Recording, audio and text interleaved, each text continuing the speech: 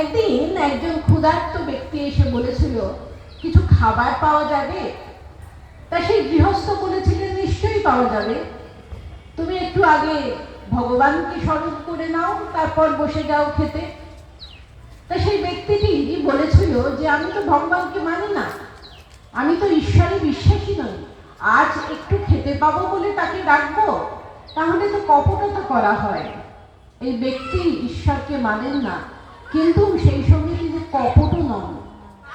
তখন সে গৃহস্থ বলেছিল, আমি তাহলে তোমাকে খেতে দিতে পারবো না, এখানে এটাই শর্ত, ভগবানকে আগে ডাকতে হবে, তবেই তুমি খেতে পাবে। সে ব্যক্তিটি, সেই ক্ষুধার্ত মানুষটি অত্যন্ত দুঃখ পেয়ে চলে গিয়েছিল। সেদিন রাত্রে সেই মুসলমান ভক্তটিকে আল্লাহ তিনি স্বপ্ন দিয়ে বলছেন যে দেখ, এই লোকটি কোনোদিন আমাকে ডাকে না, কিন্তু প্রতিদিন আমি তাকে দুবেলা দুমুঠো অন্নের ব্যবস্থা করে দিই। একদিন সে এসে দুপুরবেলা তোর কাছে একটু খেতে চাইতো, তুই দিতে পারলি না। আমরা যদি ভগবানকে ডাকি বা না ডাকি, তিনি আমাদের সবকিছুর ভার নেবেন। কারণ ভগবানের যে ভালোবাসা, সেটি হলো নিঃশর্ত আর নিঃস্বার্থ, তাতে কোনো কন্ডিশন নেই, শর্ত নেই, আর কোনো স্বার্থও নেই। যেমন মাতা ঠাকুরানীর ভালোবাসা। মায়ের কাছে এক যুবক এসে বলছে, মা আমি এত অপরাধ করেছি যে মুখ ফুটে আপনাকে বলতেও পারবো না, আমার লজ্জা করবে। মা বলেছিলেন, বাবা মায়ের কাছে ছেলে শুধুই ছেলে। ঠাকুর যেমন পরীক্ষা করেছিলেন নানাভাবে নরেন্দ্রনাথকে, তিনিও তেমনি পরীক্ষা করেছিলেন শ্রীরামকৃষ্ণকে গ্রহণ করার আগে। যদি শুধু মানব ভাবটা আমরা বিচার করি, তারা তো দেব মানব। তা নরেন্দ্রনাথ প্রায়ই দক্ষিণেশ্বরে যান, কিন্তু শ্রীরামকৃষ্ণ তার সঙ্গে কথা বলেন না। কিছুদিন পরে বলছেন, নরেন তুই আসিস কেন? আমি তো তোর সঙ্গে কথা বলি না, আমি তো তোর দিকে ফিরেও তাকাই না। তখন নরেন বলেছিলেন, আমি তো আপনার সঙ্গে কথা বলবো বলে আসি না, আমি আপনাকে ভালোবাসি তাই আসি, আপনাকে না দেখে থাকতে পারি না তাই আসি। তুমি ভালো হও বা মন্দ হও, আমি তোমায় ভালোবাসি। তুমি আমাকে ভালোবাসো বা না বাসো, আমি তোমাকে ভালোবাসি। এটাই হচ্ছে আনকন্ডিশনাল লাভ বা নিঃস্বার্থ ভালোবাসা। দেখুন, আমরা যদি ভালো হই বা মন্দ হই, আমি যদি সুস্থ হই বা অসুস্থ হই, জীবনের প্রতিটি মুহূর্তে আমি নিজেকে সব থেকে বেশি ভালোবাসি, এতে কোনো সন্দেহ নেই। শাস্ত্র বলছেন, আত্মা বিত্তের চেয়ে বেশি প্রিয়, পুত্রের চেয়ে বেশি প্রিয়, কারণ আত্মা অন্তরতম। সেই আত্মা যদি ঈশ্বর হন, আমি তো তাকে ভালো না বেশি পারি না, কিন্তু আমাদের সে বোধ হয় না, কারণ শ্রী প্রভুই আমাদের ইন্দ্রিয়গুলিকে বহির্মুখী করে সৃষ্টি করেছেন। আমরা বাইরেটা দেখি, অন্তর আত্মাকে দেখতে পাই না। আমার হিয়ার মাঝে লুকিয়েছিলে, দেখতে আমি পাইনি তোমায়, দেখতে আমি পাইনি, বাহির পানে চোখ মেলেছি, হৃদয়ে পানে চাইনি। যোগীন মায়ের দিদিমা দক্ষিণেশ্বরে এসে শ্রীরামকৃষ্ণকেই জিজ্ঞাসা করছেন, পরমহংসদেব কোথায়? তিনি মনে করছেন পরমহংস মানে জটাজুটোধারী হবেন, বড় দাড়ি থাকবে, গেরুয়া থাকবে। তা ঠাকুর আবার হেঁয়ালি করে বলেছিলেন, খুঁজে দেখো।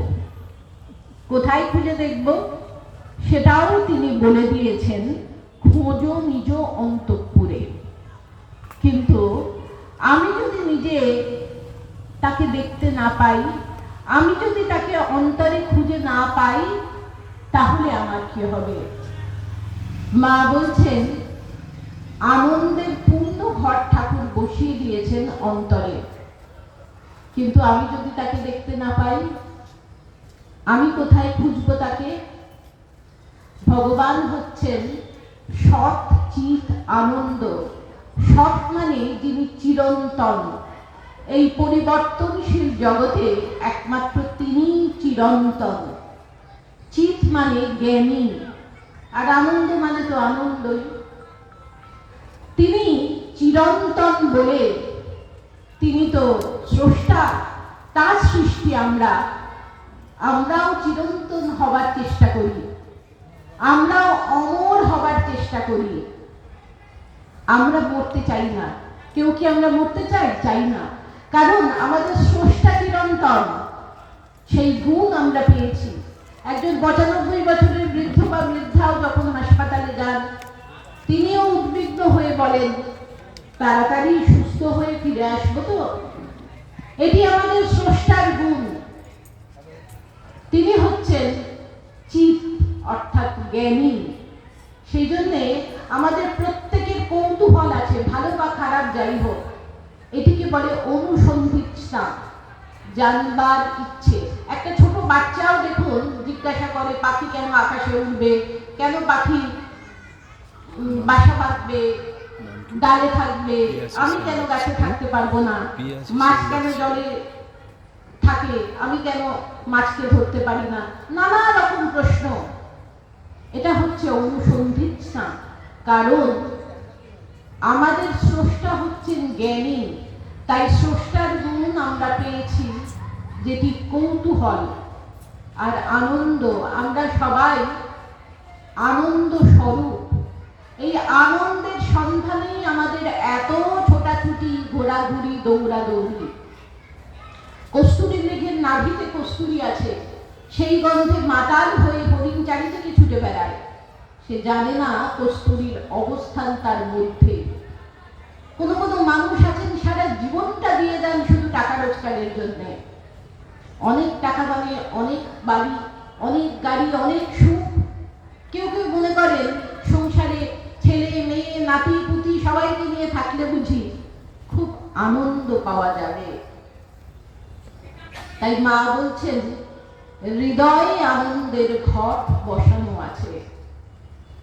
ঠাকুরের গল্প তিনি বলছেন যে তিনটি বালক, তারা রাস্তা দিয়ে যাচ্ছে, তিনজন বন্ধু। হঠাৎ দেখছে একটা পাঁচিলের অপর প্রান্তে আনন্দের হিল্লোল। প্রথম বন্ধুটি উঠল সেই পাঁচিলে, তারপর এমন আনন্দ সে দেখতে পেল যে ঝাঁপিয়ে পড়ল পাঁচিলের উল্টো প্রান্তে, অপর প্রান্তে। দ্বিতীয় বন্ধুটি বলছে, দেখেছো কি স্বার্থপর, কি দেখলো আমাদের বললো না। দ্বিতীয় ব্যক্তিটিও যখন পাঁচিলের উপরে উঠল, এমন দুর্নিবার আকর্ষণ, সেও ঝাঁপিয়ে পড়ল অপর প্রান্তে।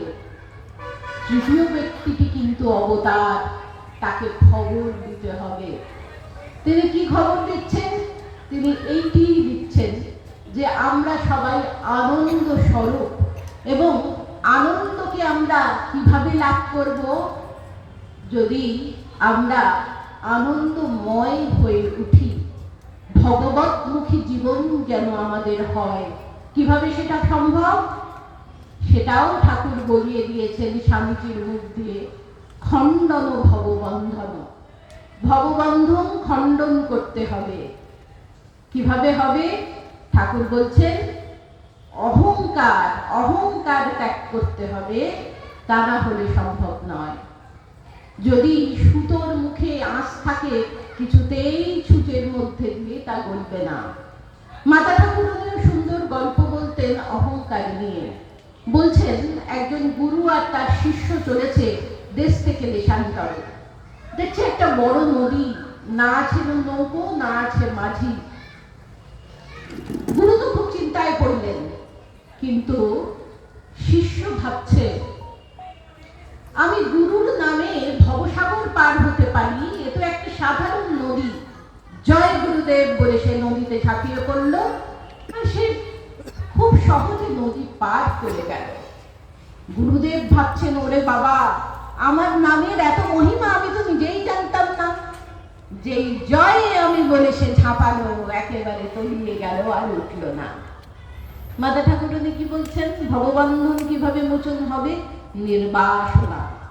নির্বাসনা হলে এক্ষুনি হয়।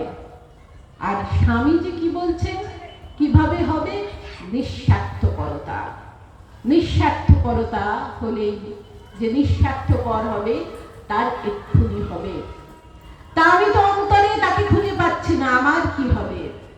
যারা আমি অন্তরে তাকে খুঁজে সহজে পান না, তাদের জন্য শ্রী ভগবান নিজেকে প্রতিষ্ঠিত করেন মন্দিরে। মন্দির হচ্ছে হৃদয় মন্দিরের বাহ্য প্রতীক। আমাদের গৃহে তো তারা গৃহ দেবতা হিসাবে পূজিত, কিন্তু গৃহে তো সাধনের অনুকূলতা নেই। আপনি ভাবলেন যে ঈশাত্মানন্দজি মহারাজের একটা বক্তৃতা শুনবই শুনবো, সবে চালিয়েছেন ইউটিউবটা, কলিং বেল বেজে উঠল, ইলেকট্রিশিয়ান কি প্লাম্বার এসেছে, সেটাও জরুরি। তাই আমরা যাতে সাধনের অনুকূলতা পাই, তাই ভগবান নিজেকে প্রতিষ্ঠিত করেন মন্দিরে। সেখানে এসে ভক্তরা অনায়াসে তাকে উপলব্ধি করতে পারে, প্রাণ খুলে কাঁদতে পারে, আনন্দের অনুভূতি শেয়ার করে নিতে পারে, এবং সব থেকে বড় কথা সাধন ভজন করতে পারে। এই যে অনুধ্যান কেন্দ্র, এই অনুধ্যান কেন্দ্রে আপনারা আসবেন এবং সাধন ভজন করবেন। যত সাধন ভজন করবেন তত তার প্রকাশ জাজ্জল্যমান হবে। আর আমরা যখন মাঝে মাঝে আসব, আমরা সেই পজিটিভ ভাইব্রেশন ফিল করব। এভাবেই সাধু সন্তরা, ভক্তরা তীর্থে গিয়ে তীর্থের মাহাত্ম্য বাড়িয়েছেন।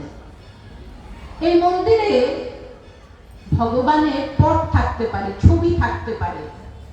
মা বলেছেন ছায়া আর কায়া এক, বা মাটির প্রতিমা থাকতে পারে। শ্রীরামকৃষ্ণ বলছেন মা আমার নির্ময় কেন গো চিন্ময়ী। কিন্তু তিনি তো কখনোই কিছু বলার জন্য বলেননি, যা বলেছেন তা করে দেখিয়েছেন নিজের জীবন দিয়ে। তিনি যখন ভবতারিণী মায়ের পূজারী হবার সিদ্ধান্ত নিলেন, রাজি হলেন, তখন সেটি ছিল তার ভাবের পূজা। রাসমণির মন্দিরের কর্মচারীরা প্রায় অভিযোগ করত, কমপ্লেন করত মথুর বাবুর কাছে, যে আজ ছোট ভট্টাচ মা কালীর লুচি বেড়ালকে খাইয়ে দিয়েছেন। মা তুই আজ এই বেশে দেখা দিলি, এই রূপে দেখা দিলি। কখনো আবার নিজে খাচ্ছে না, ও আমি না খেলে তুই খাবিনি মা। আবার এমন ধ্যানমগ্ন যে আরতির সময় পার হয়ে যাচ্ছে। তখন মধুর বাবু বলেছিলেন তিনি হচ্ছেন জহুরি। জহুরির ভিড়ে চিনতে সময় লাগে না। বলেছিলেন খবরদার ছোট বাচ্চাকে কেউ কিচ্ছু বলবে না, যা ব্যবস্থা করার আমি করব। তিনি নীরবে নিভৃতে সন্তর্পণে মন্দিরে গেলেন এবং ঠাকুরের পুজো দেখে মুগ্ধ হয়ে বললেন, মনে হচ্ছে মা খুব শীঘ্রই জাগ্রত হবেন।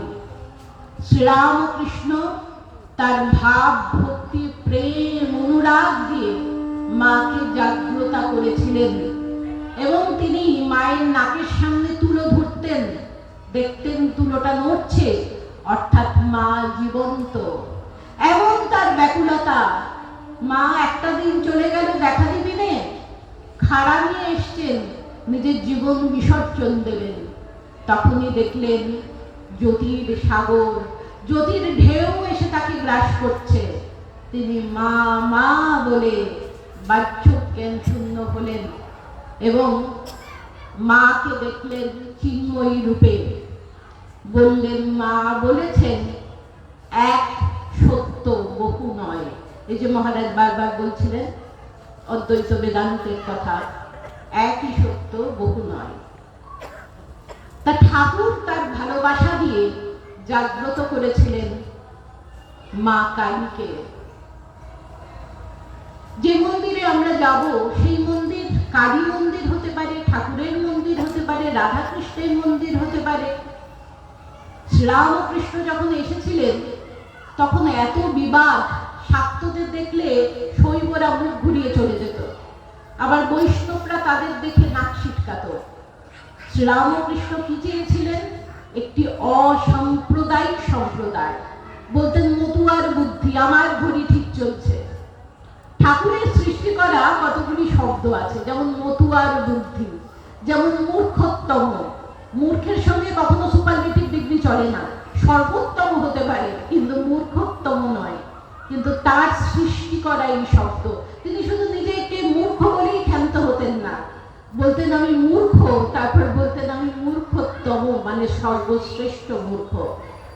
তা তিনি বলতেন মতুয়ার বুদ্ধি।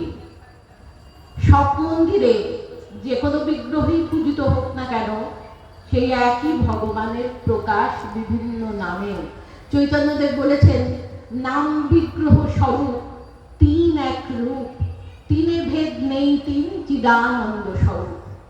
তা মাতা ঠাকুরই তো ব্রহ্মজ্ঞানী, তিনি তো জগৎ সৃষ্টিকারিণী শক্তি। আমাদের খুব অবাক লাগে যে